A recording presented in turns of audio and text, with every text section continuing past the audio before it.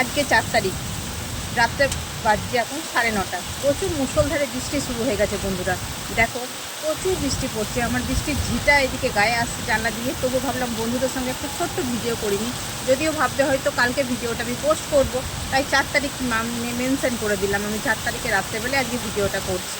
তো দেখো আমার এই বাড়ির পাশে পুকুরটা আমি তোমাদেরকে সকালবেলায় তো দেখাই, যে দেখো লাইটিং হচ্ছে, পুকুরটার জল তোমরা দেখতে পাচ্ছ। এই যে বৃষ্টির দেখো ফোঁটা, চারিদিকে প্রচুর বৃষ্টি পড়ছে। তোমাদের ওইদিকে কোথায় কোথায় বৃষ্টি পড়ছে বন্ধুরা জানাতে কিন্তু ভুলো না। তো এরকম বৃষ্টি রাত্রেবেলায় হলে, সারা রাত হলে কিন্তু ঘুমটাও ভালো হয় কি বন্ধুরা।